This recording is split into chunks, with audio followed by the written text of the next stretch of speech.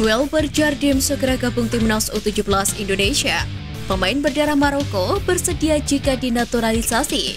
FAM Malaysia beri tantangan timnas Indonesia. Simak video selengkapnya hanya di Garuda Space Update.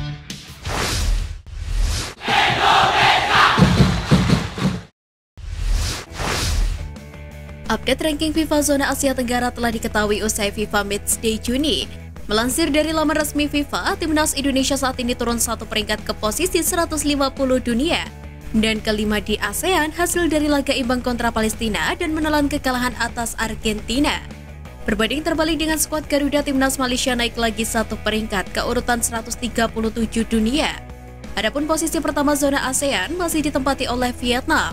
The Golden Star saat ini masih konsisten duduk di posisi ke-95 dunia.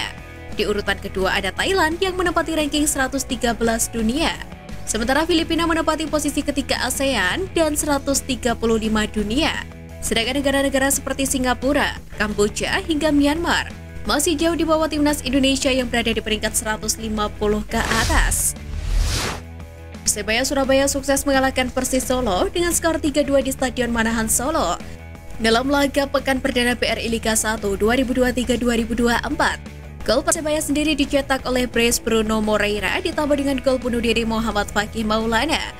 Sedangkan gol balasan Persis Solo dicetak oleh Moussa Sidibe dan striker timnas Indonesia Ramadan Sananta. Sementara di laga lain, Bali United harus menahan malu di depan pendukungnya sendiri usai kalah 0-1 dari PSS Sleman. Gol PSS Sleman sendiri dicetak oleh talenta muda asal Papua, Ricky Jawor.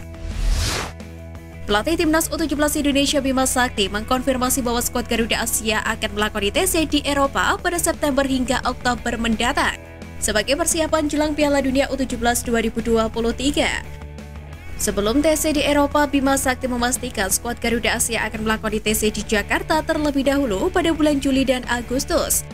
Bima Sakti menegaskan akan memanggil para pemain muda bertalenta untuk melangsungkan pemusatan latihan. Selain itu, asisten Indra Syafri di timnas U23 tersebut juga menyeleksi pemain-pemain muda dari 9 kota di Indonesia. Nantinya para pemain ini akan disaring untuk menentukan racikan terbaik. Jelang memulai pemusatan latihan, Bima Sakti mengaku akan memanggil sejumlah pemain keturunan untuk memperkuat timnas U17 Indonesia. Akan tetapi Bima mempunyai syarat tinggi untuk para pemain keturunan tersebut. Pelatih kelahiran Balikpapan, Kalimantan Timur itu mengatakan, pemain diaspora harus lebih berkualitas dari pemain lokal jika ingin lolos ke skuad utama. Coach Bima memastikan seleksi ketat akan dilakukan untuk para pemain keturunan yang mendapatkan kesempatan mengikuti TC. Jika sesuai syarat, maka pemain tersebut akan dibantu untuk menyesuaikan diri dengan skuad. Sementara itu, saat ini Bima Sakti berkomunikasi dengan keluarga pemain yang bersangkutan. Komunikasi intens dilakukan sebelum pemusatan latihan yang dimulai pada Juli sampai sebelum Piala Dunia U17 dimulai. Ayah Welber Jardim, Elisangelo Jardim de Jesus, bereaksi terkait kabar pemanggilan anaknya ke timnas Indonesia U17 untuk gelaran Piala Dunia U17 2023. Ayah Welber mengaku bahagia terkait kabar tersebut. Hal ini diungkapkan melalui unggahan akun Instagram @ahmadreza85 yang kemudian direpost oleh seputar Garuda. Namun sang ayah menyayangkan cara pendekatannya terhadap anaknya. Elisangelo berharap PSSI turut berkomunikasi dengan Sao Paulo. Dia menilai kalau Sao Paulo merupakan klub besar di Brasil yang sangat profesional. Menurutnya, klub tidak akan mudah melepas pemain begitu saja. Pemain keturunan Indonesia Ilyas Alhaf menyatakan bersedia jika mendapatkan tawaran naturalisasi dari PSSI. Dikutip dari podcast Yusa Nugraha, Alhaf mengaku amat cinta dengan Indonesia. Menurutnya, sifat ramah yang dimiliki oleh orang-orang Indonesia amat tulus, berbeda dengan kebanyakan masyarakat Eropa. Pemainnya mencuri perhatian kala membentangkan bendera merah putih usai membawa timnya Almere City promosi ke Liga Belanda. Mengaku 100% ingin membela timnas Indonesia. Meski begitu, keputusan naturalisasi Alhaf ini tergantung pada pelatih timnas Indonesia Sintayong. Namun peluang tersebut sangat terbuka mengingat pemain berdarah Maroko itu berposisi sebagai winger dan bisa menjadi solusi lini serang skuad Garuda saat ini. Usai menjadi WNI, pemain keturunan timnas Indonesia Zain Patinama tidak menutup kemungkinan untuk bermain di Liga Indonesia. Dikutip dari Football Zone, Zain memiliki niat untuk bermain dan pensiun di kompetisi sepak bola tanah air saat dirinya sudah tidak lagi muda. Untuk saat ini, pemain yang berposisi sebagai bek sayap kiri tersebut mengaku bahwa fokusnya adalah bermain di kancah Eropa. Saint optimis punya masa depan yang cerah di Eropa. Jika kualitasnya kian meningkat, tidak menutup kemungkinan kalau nantinya dia dilirik oleh klub kenamaan Eropa lainnya. Sehingga hal itu sekaligus akan memberikan dampak yang positif pula untuk timnas Indonesia.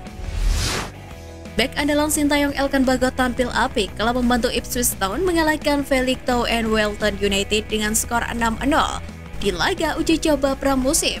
Di laga tersebut Elkan Bagot dimainkan pada babak kedua. Bek kelahiran Bangkok tersebut turut berkontribusi dalam keberhasilan skuad Ipswich Town menghindari kebobolan alias mencatatkan clean sheet. Menariknya, Elkan Bagot menjadi sorotan netizen tanah air usai muncul di Instagram resmi Ipswich Town. Ada yang memuji bek jangkung timnas Indonesia itu telah mengalami peningkatan baik dari segi kecepatan, power, hingga refleks.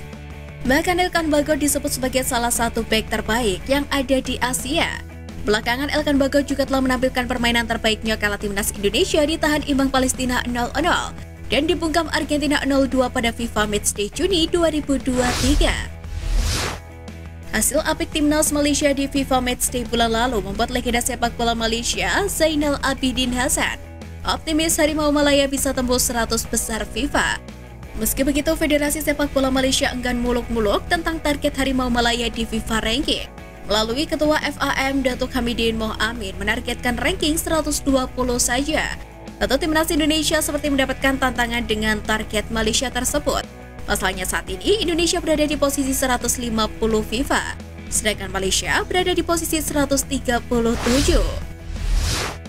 Media Jepang J-Sport mengaku bersyukur Indonesia ditunjuk menjadi tuan rumah Piala Dunia U17 2023. Menurut J-Sport, Jepang U17 memiliki keuntungan karena sudah terbiasa dengan iklim dan kondisi lapangan di Indonesia. Tim dari negeri Sakura ini akan mudah beradaptasi dengan iklim di Indonesia. Media tersebut juga menyinggung lawan-lawannya, terutama yang berada di kawasan Timur Tengah, bakal merasa kesulitan dengan iklim Indonesia. Adapun Piala Dunia U17 2023 akan dimulai pada November mendatang. Sejumlah 24 tim sudah dipastikan lolos pada Piala Dunia U17 2023 di Indonesia. Di tengah libur kompetisi, Kapten Borneo FC, Diogo Misel, mendadak viral di media sosial. Bukan karena aksinya di dalam lapangan, tapi berkat aksi terpujinya. Dari video yang beredar di media sosial, pemain naturalisasi itu membantu memadamkan rumah tangga yang kebakaran. Bahkan di akun Instagramnya, Diogo Misel juga ikut merepost unggahan para netizen yang menunjukkan dia sedang mengambil air di ember untuk memadamkan api. Sontak aksi pemain berusia 32 tahun ini banjir pujian netizen. Aksi tersebut menunjukkan dia punya solidaritas yang tinggi. Winger potensial Egy Maulana Fikri bertekad kembali ke skuad Garuda usai tidak mendapatkan kepercayaan Sintayong dalam beberapa event terakhir. Diketahui Egy sempat dicoret lantaran mengalami cedera hingga penurunan performa. Kegagalan untuk ke timnas Indonesia itu pun kembali dikenang oleh Egy Maulana Fikri saat jumpa pers jelang laga pekan pertama Liga 1 2023 antara Dewa United versus Arema FC. Egy menyebut dirinya sebenarnya ingin sekali memperkuat timnas Indonesia dan tidak ada niatan untuk tolak panggilan ke skuad Garuda. Sekian Flash News kali ini Sobat Garuda, mari terus dukung perjuangan timnas Indonesia. Nantikan Flash News Edition dari Garuda Space selanjutnya. Terima kasih dan salam olahraga.